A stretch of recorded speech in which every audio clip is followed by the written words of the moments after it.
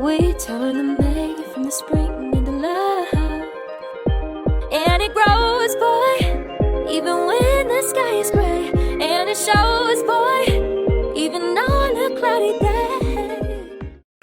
Hey you guys, welcome back to my channel. I'm Gabrielle. In today's video I am going to be showing you this wig that I got on. This unit is from AfricanMall. I believe they're like rebranding and changing their name. If you click on their site, it's going to say, I think, Jurllyshe, it's gonna say something, okay? But I believe they're rebranding, so don't be too like caught off guard when you click on it. It may not say AfricanMall, but it is the same company. They're just rebranding, I think. But I wanted to pull up their site so I can tell you exactly how much this unit is going to be. So this is their 3x4 lace front wig. It's 180% density. It is 24 inches, and it is the T1B/27 color. So when I got this wig, you guys are going to see a clip of it if it's not already playing right now. It had these blonde streaks. They were a little bit more yellow, and the hair was definitely more black. It was black. So what I ended up doing is taking 40 volume developer and putting this all on my unit, and you guys are going to see that clip right now or right after this. And I let it sit on there for about 2.5 to 3 hours, and I rinsed it out, and then I used the purple shampoo, Shimmering Lights purple shampoo, and I let it sit on the hair for about 15 minutes. That's it.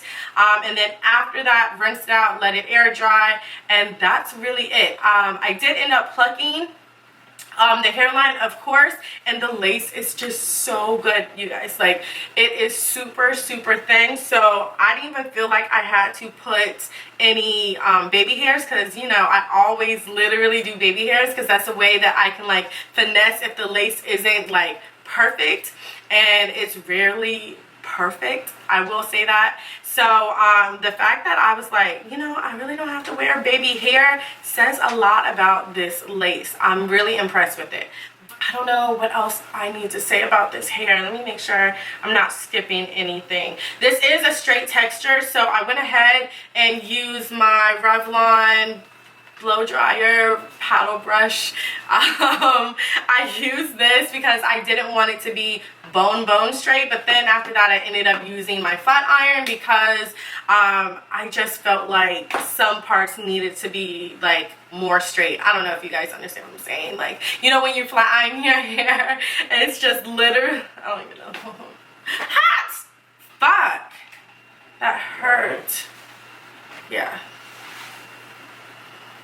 Okay, so after I use the developer, the hair still feels very soft, and I left it on there for like 2.5 to 3 hours. I know some might say that's way too long to leave it in. It's no longer processing at that point, but girl, I did it. Okay, I left it on for that long, and the hair feels super nice.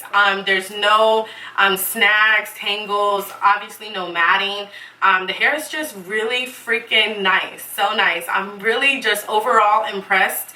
I do want to curl this unit because I want to see how it looks. I want to see if it's like, you know, my type of thick curled, like loose curled unit. So I am going to try that out in another video. Okay, so the last thing that I did was just trim around my face just so it can like just flow, because sometimes when you just have literally straight going down long straight hair and you're a little chunky, okay, your face is a little chunky, it just doesn't flatter the face as well as it does when it's framed. So that's what I did. All right, so that's about it. I don't have anything else to say, so I'm gonna let you guys enjoy the rest of this video. Don't forget to like, comment, and subscribe, and I will check y'all lovelies out in the next one. Bye.